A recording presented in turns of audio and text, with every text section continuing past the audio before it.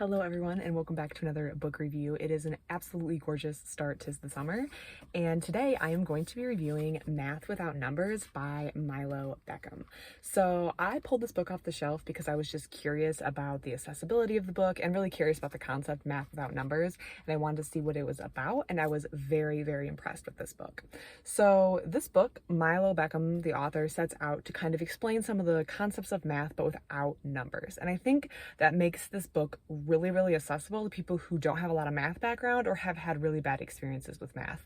And I think no matter how accessible a math book for like the general population is, ultimately I think there is going to be a subset of the population that opens it up, sees numbers, sees equations, thinks back to 7th grade math with a horrible teacher and says, this isn't for me, I'm not good at math, this just isn't going to work, and then puts it back. And I think this takes all that fear away with numbers, and he sticks to his word. There is no numbers in the book. You're not going to get formulas, you're not going to get equations.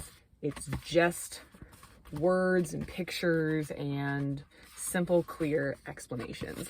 But I should also add that he doesn't really skimp on content. So he's not sacrificing like a range of math concepts to stay within this frame of Math Without Numbers. He covers quite a bit. So at the very beginning, he has this tree diagram showing the different types or branches of mathematics, and he covers topology, analysis, algebra, and he even gets into modeling. So he covers all of this without numbers in a super accessible way.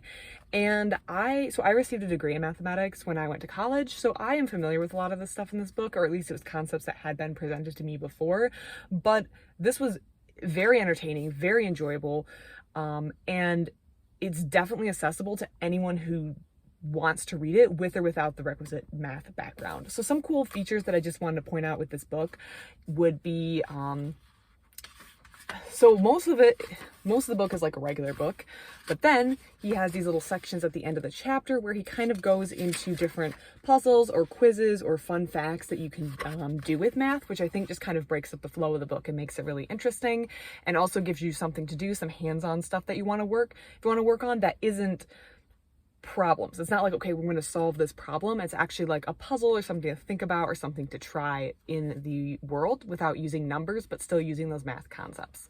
The next thing that I wanted to point out, which was just interesting, is I think they did a really good, I think the chapter on the continuum was very well done.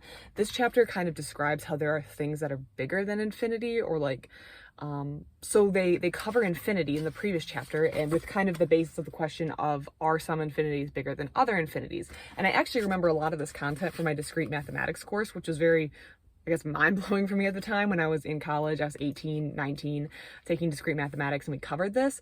But I think this book covered it better than I've ever seen it covered anywhere else. So the infinity and the continuum chapter were very interesting and very accessible. They're covering different proofs and stuff in ways that are very entertaining and enjoyable to read, and I really appreciated that, and I thought it was really well done, so I just wanted to call that out. They also they explain things in very clear ways, so I can just show, there's a lot of pictures, there's a lot of diagrams, and you never feel like you're getting overwhelmed.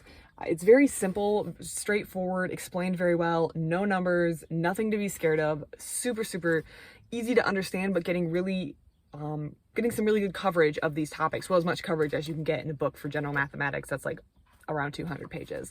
Finally, I wanted to point out my favorite chapter. My favorite class that I took in college for my degree was abstract algebra. I absolutely loved it, and there is indeed a whole chapter on abstract algebra, so I just wanted to call it out because I enjoyed it. I absolutely love it.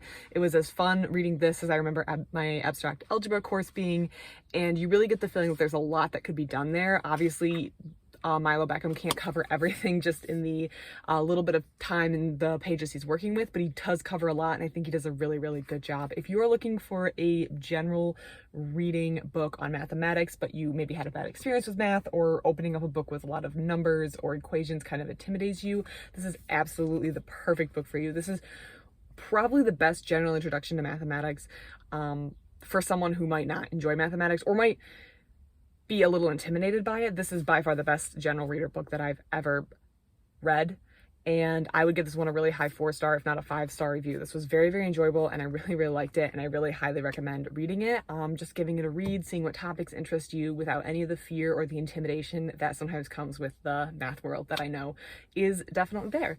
So if you read this book or enjoyed it, please let me know. If you want to read it, please let me know. I would love to talk to you about it. And other than that, I hope you have a great rest of your day.